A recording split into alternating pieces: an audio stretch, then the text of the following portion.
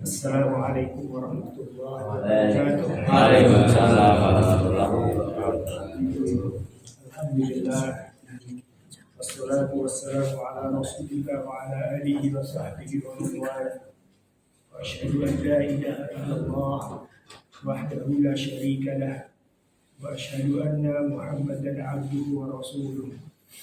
Ya ayyuhalladzina amanu taqullaha haqqa tuqatih wa la tamutunna illa wa antum muslimun. Jamaah Masjid Al-Jannah rahimahullah. Alhamdulillah pada malam hari ini kita bisa menunaikan kewajiban kita sholat berjamaah dan kemudian dilanjutkan dengan belajar, belajar mengkaji mengenai hukum-hukum Islam yang itu merupakan bekal kita dalam hidup ini untuk menuju kehidupan yang abadi, yakni di alam akhirat. Jemaah rahimakumullah, materi pada malam hari ini sebetulnya masih terkait dengan hukum Islam, karena pada kesempatan yang lalu saya sudah sampaikan hadis yang kedua di Arba'in Nawawi, yakni hadis Jibril yang berkaitan dengan rukun Islam, rukun iman, dan ihsan. Dan baru saya sampaikan sebagian yang terkait dengan syahadat asyhadu an la ilaha illallah, yakni rukun Islam yang pertama.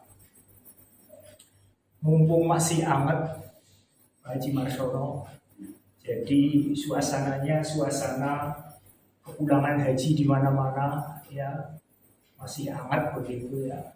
Maka materi pada malam hari ini saya sampaikan materi 7 ibadah yang berpahala seperti pahala ibadah haji. Ya, setidaknya ada 7 ibadah yang berpahala semisal ibadah haji. Bapak Ibu, tindak haji berpahala seperti menunaikan ibadah haji. Ya. Pada kesempatan yang lalu sudah saya sampaikan yang terkait dengan niat, dan ini selalu akan terulang di materi manapun, yakni innamal a'malu binniyat. Ya. Haji pun seperti itu. Ya. Disebutkan dalam ayat Al-Quran, walillahi 'alan nasi hajjul baiti man istata'a ilaihi sabila wa man kafara fa innallaha huwal ghaniyyul 'anil 'alamin. Walillahi 'alan nasi hajjul baiti, telah diwajibkan oleh Allah untuk manusia itu hajjul baiti, berhaji ke Baitullah. Ayatnya berbunyi seperti itu. Man istata'a ilaihi sabila, bagi siapa yang mampu menunaikannya. Perhatikan, man istata'a ilaihi sabila, bagi siapa yang mampu. Wa man kafara, siapa yang mengkufuri terhadap perintah ini, fa innallaha, sesungguhnya Allah itu ghaniyyun 'anil 'alamin. Allah itu maha kaya segala alam semesta. Ini ayatnya. Jadi ibadah haji itu adalah wajib. Man istata'a ilaihi sabila, bagi siapa yang mampu menunaikannya. Mampu tentu rinciannya banyak. Mampu secara fisik, mampu secara administrasi, mampu secara dana, dan seterusnya. Ya. Di dalam ayat yang lain disebutkan, yakni terkait dengan kisah Nabiullah Ibrahim alaihissalam. Ketika Nabi Ibrahim selesai membangun Baitullah Ka'bah, malaikat Jibril turun. Kemudian malaikat Jibril membawa pesan dari Allah, panggil manusia itu untuk haji. Maka kemudian Nabi Ibrahim mancat di makom Ibrahim yang sekarang ditutup kayak lampu. Nah, itu pancat darinya. Pancadan itu awalnya untuk manjat bangun Ka'bah. Dan subhanallah, dengan kekuasaan Allah, batu itu menjadi seperti lift. Naik turun. Ini merupakan mukjizat. Nabi Ibrahim cuma mencik di situ, batunya naik. Nabi Ibrahim meletakkan batu yang di atas. Terus turun, ambil batu lagi. Nabi Ismail membantu. Ancik-ancik batunya itu kayak lift. Itu yang disebut Maqam Ibrahim. Itu kemudian batu itu encik-enciknya. Kalau orang umrah atau haji dilongok begini, legok ya. Batunya itu legok bekas tapak kakinya. Disebut Maqam Ibrahim. Dan disunahkan wattakhidhu min maqami Ibrahim musalla. Orang yang selesai tawaf, wattakhidhu min maqami Ibrahim musalla. Salatlah kalian, jadikan Maqam Ibrahim itu untuk tempat salat sunnah ba'da tawaf 2 rakaat. Salat sunnahnya itu di dekat Maqam Ibrahim itu. Ngadepnya Ka'bahnya di sini. Maqam Ibrahim itu dengan pintu Ka'bah geser sedikit. Nah, diperintahkan dalam Al-Quran, wattakhidhu min maqami Ibrahim musalla. Jadikanlah Maqam Ibrahim, bekas encik-enciknya Nabi Ibrahim ini, sholat di situ. Yakni sholat sunat 2 rakaat ba'da tawaf. Sunnahnya membaca surat Qul ya ayyuhal kafirun pada rakaat pertama, dan pada rakaat kedua membaca Qul huwallahu ahad. Itu ceritanya. Malaikat Jibril turun memerintahkan kepada Nabi Ibrahim menyeru manusia untuk haji, berangkat haji. Malaikat Jibril turun kemarin dalam kisah Malaikat Jibril bertemu kepada Rasulullah SAW dan para sahabatnya dalam wujud manusia. Pada peristiwa ini Malaikat Jibril juga turun dan memerintahkan Nabi Ibrahim untuk menyeru. Maka diabadikan dalam Al-Quran di dalam surat Al-Hajj. Wa'adzin fin nasi, adzan ke panggilan, makanya perintahnya wa'adzin, panggilan. Fin nasi, manusia itu bil haji, untuk haji. Itu surat Al-Hajj ayat 27. Wa'adzin fin nasi bil haji ya'tuka rijalan, akan datang orang itu dengan berjalan kaki.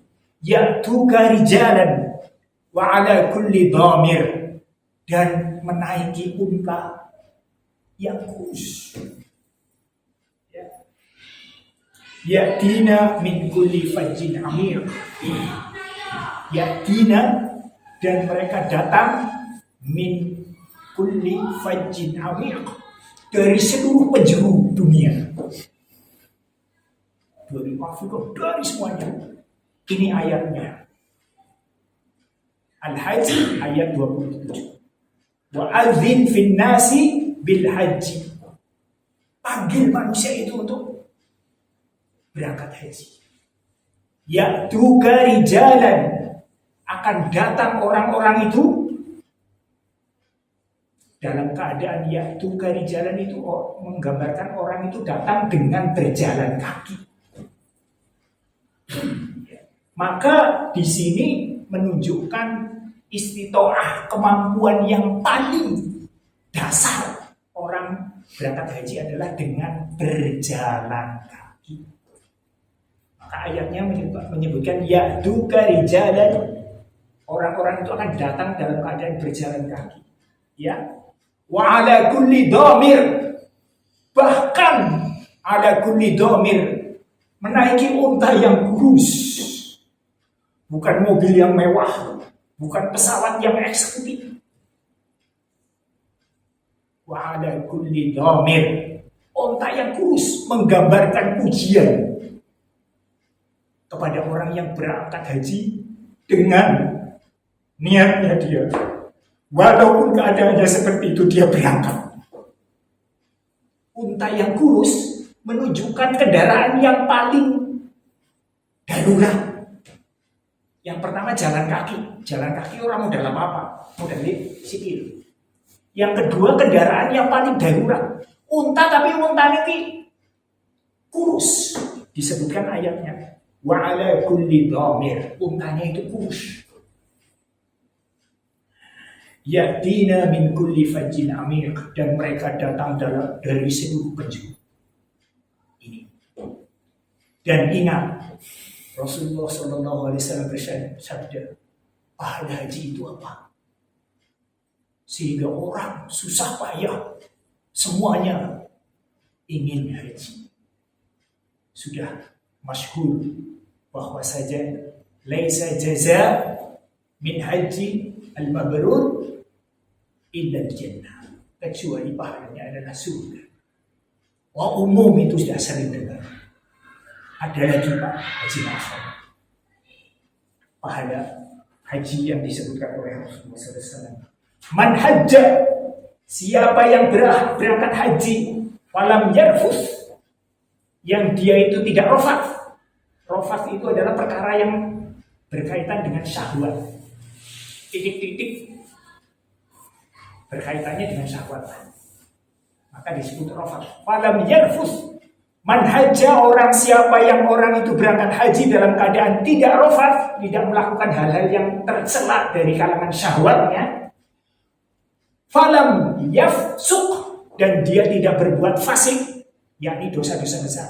Fasik itu definisinya adalah dosa-dosa besar.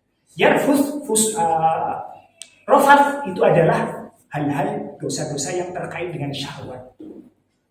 Falam yarfus, falam yafsuq, yakni tidak fasik, tidak melakukan perkara-perkara kefasikan. Apa kata Rasulullah SAW?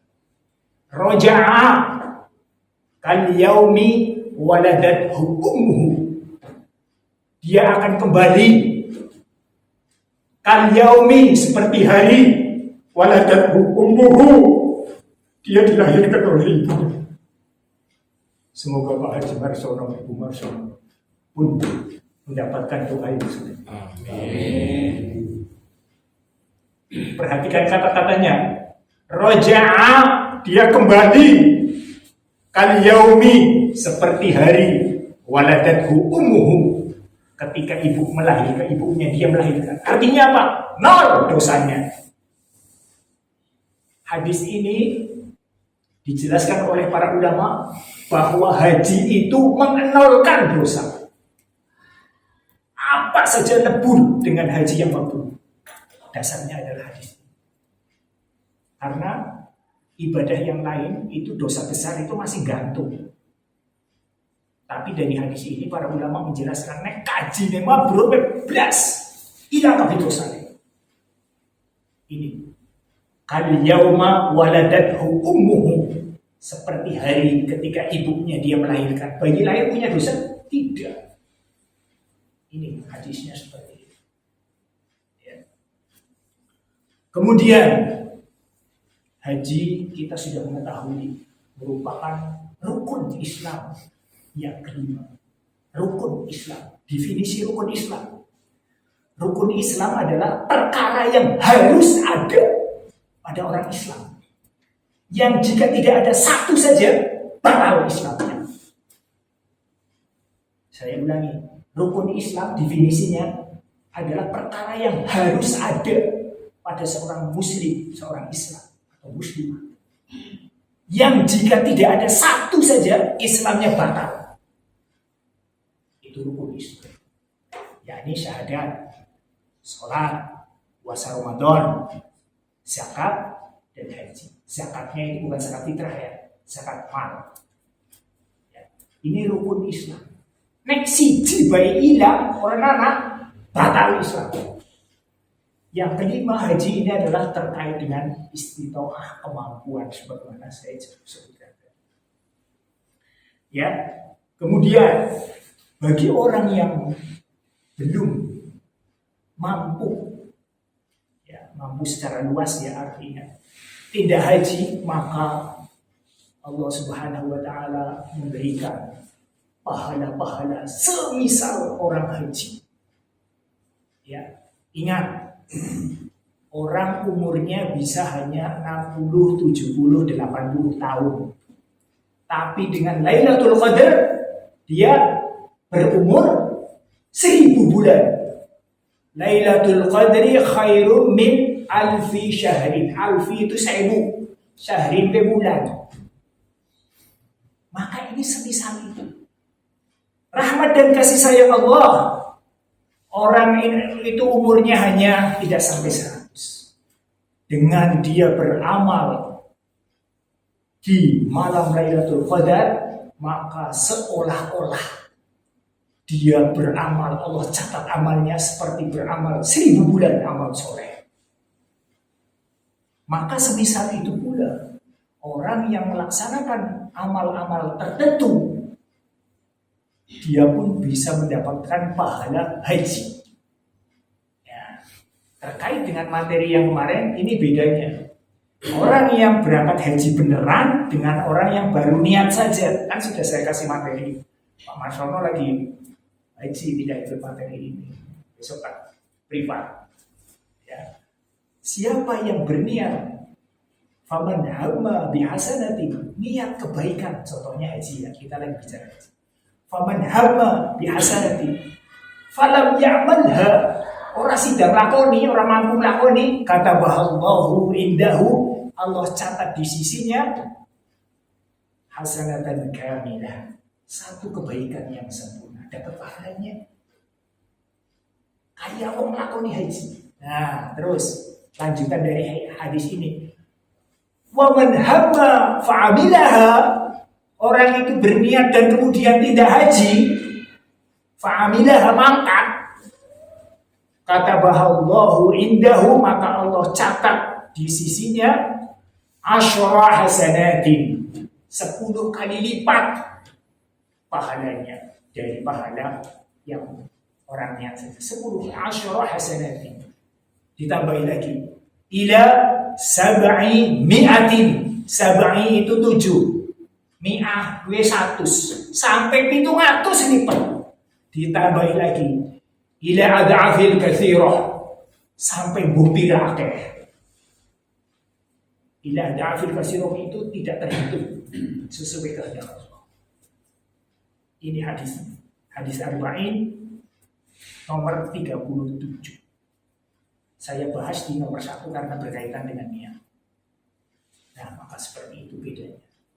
Pak Marsono tidak, maka asyara hasanati ila sab'i mi'atin ila ad'afil katsirah, 10 kali lipat, bahkan 700, bahkan ila ad'afil katsirah, banyak sekali tempatan. Ini rahmat dan karunia dari Allah. Bedanya di situ. Paham ya? Nah, gitu. Kemudian paling tidak ada 7 amal yang orang melakukannya bisa mendapatkan pahala seperti orang yang tidak haji. Ini bukan karangan saya, ini adalah apa yang dikabarkan oleh Rasulullah SAW.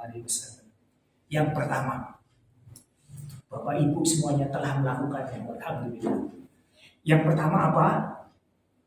Saya sebutkan hadisnya. Man masya ila sholatil maktubah, siapa orang yang datang sholatil maktubah, datang ke masjid untuk sholat maktubah, sholat fardu, ya, fil jamaah, dalam keadaan berjamaah di masjid, ya, fahiya tahajjatin, maka dia itu seperti orang haji. Ini Pak Harbi. Nanti ini perintilannya tinggal. Saya memberi lagi.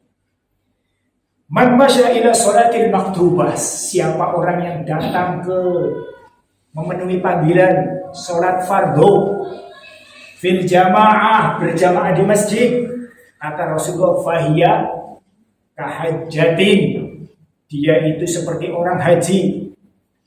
Wa man masya ila sholatil tatawwu', dan siapa orangnya yang datang dan dia melaksanakan sholat sunnah, tatawwu' itu sholat sunnah, fahiya ka'umratin nafilah, dia seperti mendapat pahala seperti orang umrah sunnah. Termasuk ibu. Berapa kali kehadiran, Pak? Ila ad'afin katsirah, tidak terhingga. seorang itu kapan saja melakukan ini berlaku.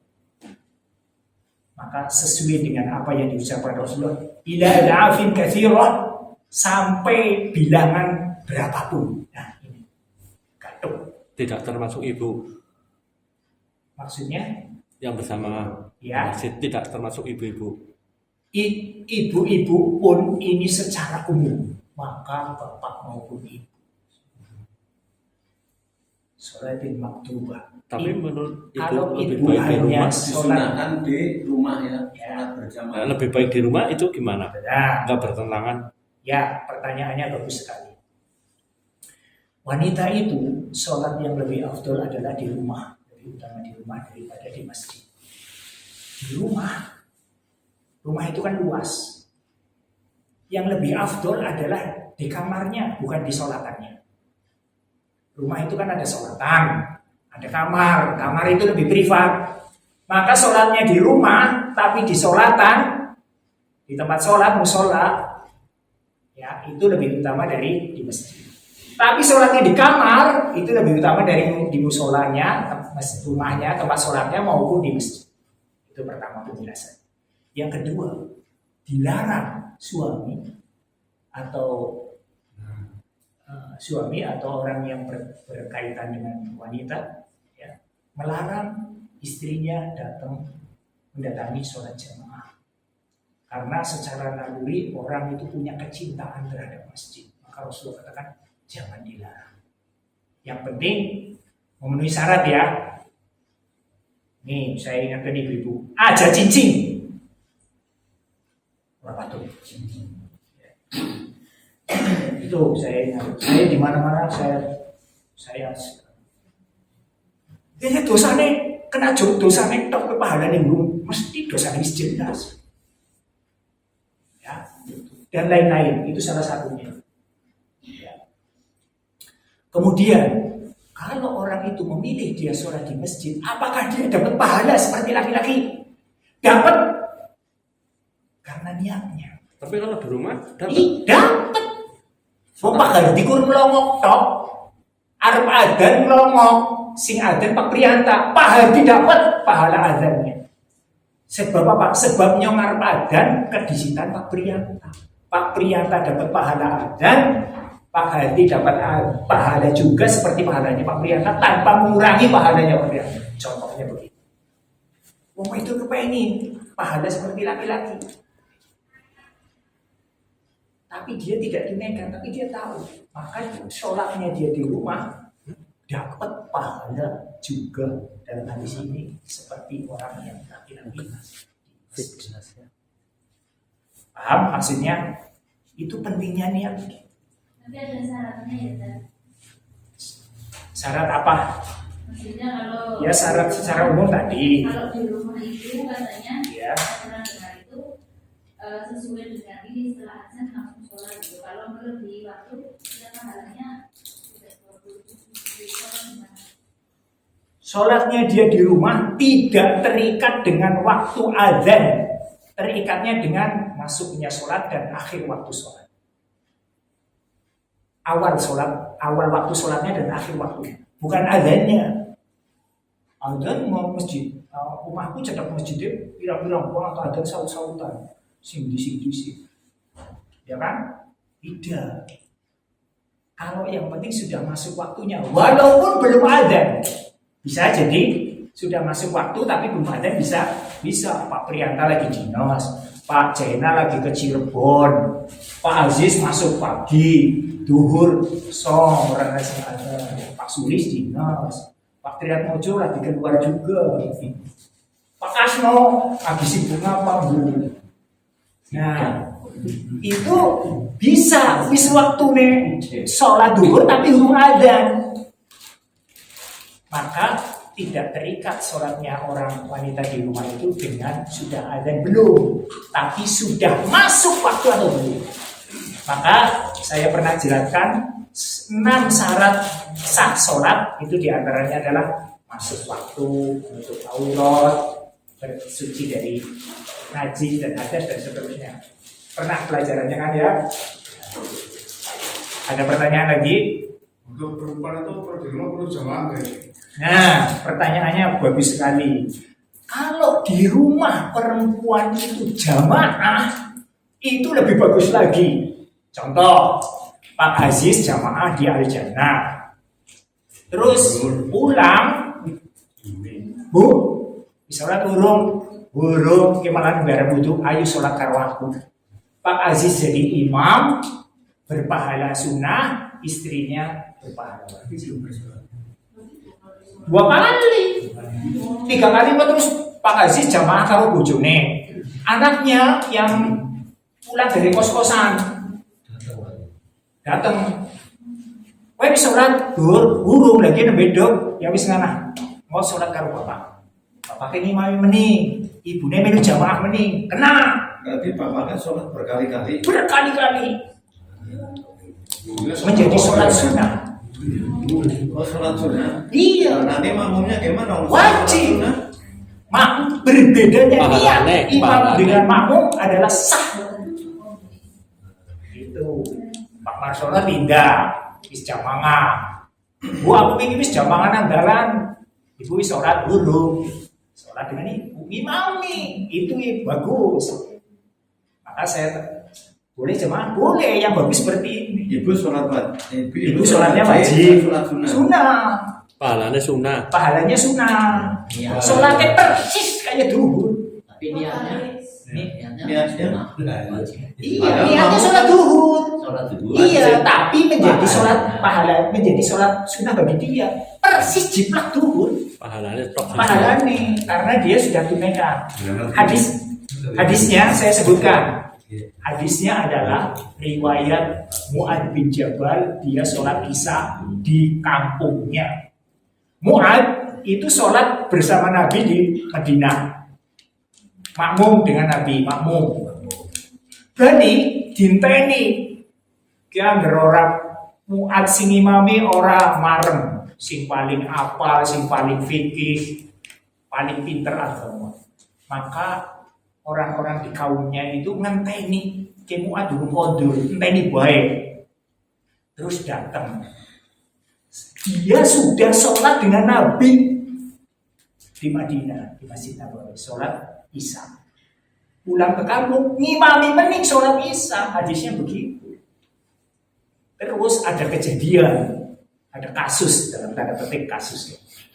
Mu'ad baca Al-Baqarah. Sholat isya sing diwaca Al-Baqarah. Lah makmume klinsatan. Metal. Ngerak sholat balik sholat dewek. Terus metal, maka dia seolah-olah Mu'ad itu tidak berkenan dan dihadik seolah-olah begitu. Maka diadukan kejadian ini diadukan kepada Nabi. Maka Nabi marah. Mu'ad dikatakan al-fattan, kamu membuat fitnah. Diulang kata-kata ini. Karena apa? Ngimami sholat isya maca Al-Baqarah. Katakan al-fattan, kamu membuat fitnah. Terus Nabi mengatakan, Aqra ta'jasa bi'isma rabbikal a'la wasyamsi wa duhaha wal laili idza yaghsha. Bokowe maca sabihis wasyamsi wa duhaha wad duha. Satu-satunya hadis yang memberikan contoh suratan hadis ini.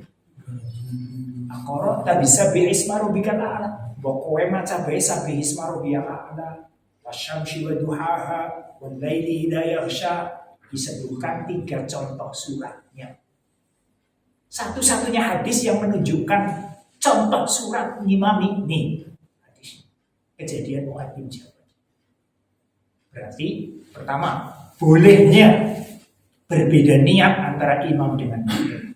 Bolehnya orang mengulangi sholat yang sama persis dan menjadikan sholat sunnah bagi dia. Bolehnya berbeda niat antara imam dan. Ada pertanyaan lagi? Tapi kalau tidak ke Al-Jannah, ngimami nang rumah, ngimami keluarga bojone. Ya, pertanyaannya bagus. Orang di masjid tapi ngimami nang rumah, ki sing jenenge salah kaprah. Lah wong lanang ku ya salate nang masjid. ngimami nang omahe ya bener, tapi dia meninggalkan kewajiban. Ya, ini perintah dan yang begitu kuat mengenai jamaah, sholat jamaah. Mana ya? Gitu ya. Jadi jamaah nang omahe sing bener ki carane iki ya tak parai mau. Jadi supaya rumah tangga itu lebih ini banyak sekali kasus-kasus macam-macam ya.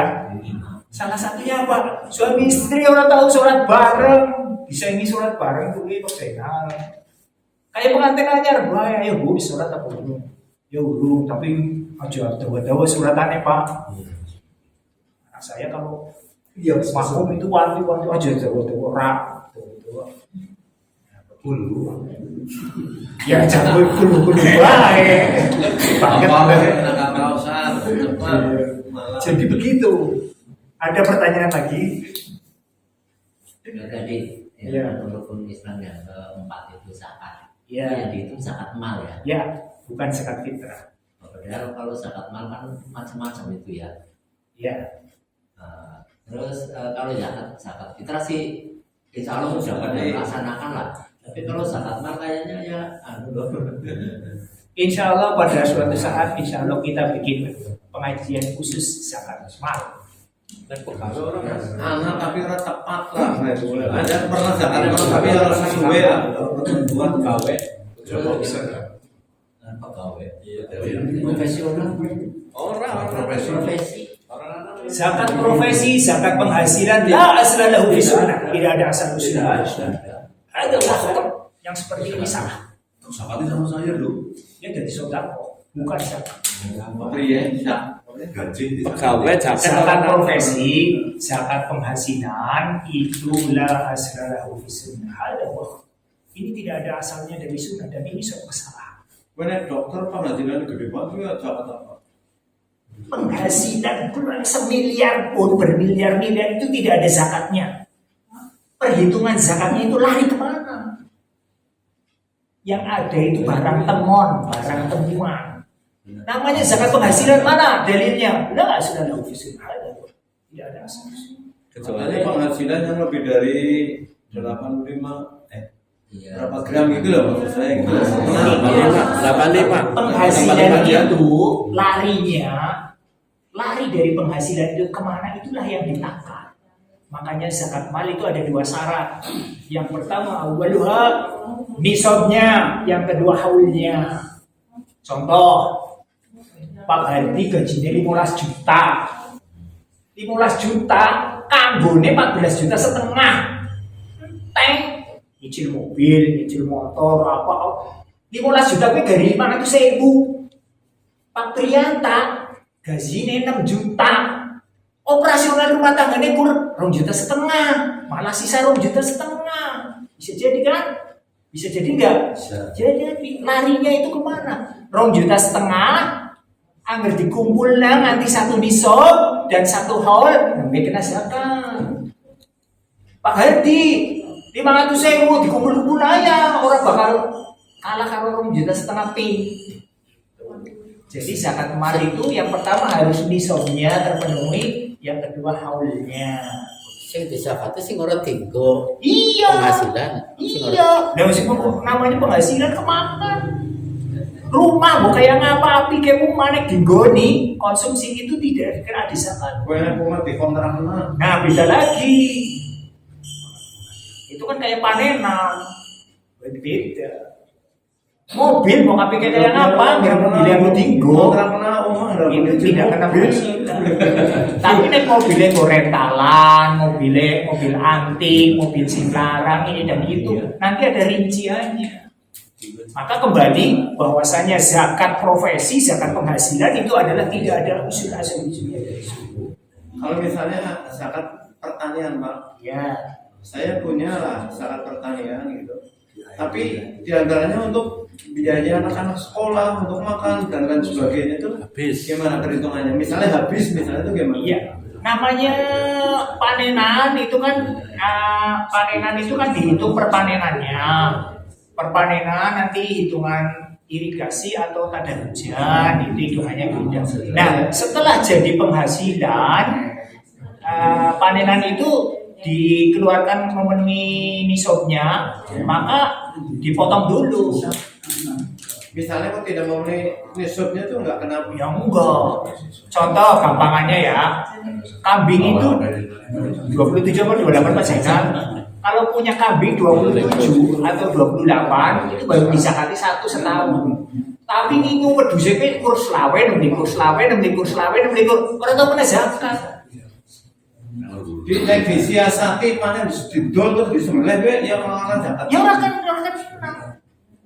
Berarti zakat kan disiasati. Ya kena banget. Innamal a'malu binniyat. Makanya pembahasan niat itu materi yang pertama. Bukan akal-akalan jenenge agama kan banget bisa nih, tapi apa? Innallaha latiful khabir.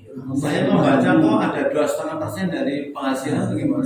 Berapa persen itu? Tada hujan. Pertanian. Tada hujan. Ya pertanian nanti ada teknis saja lah. ya pertanian itu nanti ada rinciannya, irigasi atau tanda hujan. Tapi itu dihitung setelah dikurangi dengan pengeluaran atau gimana? Oh iya operasional Bukan bahkan. operasional hidup kehidupan. Oh Operasional Keuangan. ya operasional sawahnya dulu. Iya terus. Setelah operasional sawah itu kan ada keuntungan. Nah itu dipotong dari keuntungannya. Dari apa hasil dipotong pupuk dan lain sebagainya itulah istilahnya. Penghasilan itu digunakan untuk biaya sekolah anak sekolah dan untuk makan. Nah, Itu gimana? kalau sudah dipotong itu, maka sisanya mau ditabung. Nanti jadinya tabungan, mau untuk anak sekolah, mau untuk apa itu masing-masing. Habis. Kalau mau ditabung nanti dihitung lagi nisab dan haul lagi. Kalau untuk operasional rumah tangga habis ya sudah selesai. Tapi dia sudah membayar zakat pada waktu pertamanya, pada waktu perhitungan panennya. Saya masih banyak penafsiran yang mohon maaf masih ada yang menurut saya masih ada yang saklek dalam arti pajak pertanian sekian persen belum dipotong apa ya sekian itu banyak. Ya lu itu secara logika aja tertolak. Pupuknya larang, bayari wong, ini itu. Wong tani itu sekarang apa istilahnya? Tani ini malah orang anak. Gitu. Mertua saya kan ada satu. Berarti potong itu langsung kena zakat ya, ya? Iya, biar masih Sama nulis ini semua orang pokoknya gitu. iya makanya itu memulai nisab apa enggak panen-ane. Aneh. Jin Pak, Jin Jin, ini tadi kan topiknya kan tentang yang berpahala haji. Iya. Insya Allah nanti di Jakarta ada sendiri Pak. Biar ada tercampur jadi sing berpahala haji ya orang betul, Nggak apa-apa. sing diangkat ya orang betul. Jadi kan Tapi berseri. tapi udah jadi ini pemancing nggak apa-apa. Nggak apa-apa, ya. Ini kan ada 7, ini baru bahas 1 dengan variasi pertanyaan nggak apa-apa. Dan ini berseri. iya insya Allah seperti itu. kalau tidak berpendapat ya jangan, karena ini Islam kan dasarnya dengan Quran dan hadis, jangan katanya itu kan katanya itu kan intinya itu Quran dan hadis itu yang dipahami. Iya seperti itu. Nanti insya Allah ada pembahasan secara khusus yang terkait dengan zakat. Banyak salah Gram. akal-akalan lah kalau menurut saya. Penafsiran. Iya. Pengelola. Seperti zakat profesi, zakat penghasilan itu kan akal-akalan. Larinya penghasilan itu kemana? Orang gajinya besar tapi habis untuk macam-macam. Dia tidak punya sisa. Orang penghasilannya tidak begitu besar tapi dia bisa nyisihkan malah kena zakatnya. Karena dia terkumpul dalam satu nisab dan dalam satu haul. Itulah kena pajaknya. Dan seterusnya. Jadi insya Allah nanti kita lanjutkan pada kesempatan yang akan datang. Tangguh jadi Subhanallah. Assalamualaikum warahmatullahi wabarakatuh. Waalaikumsalam.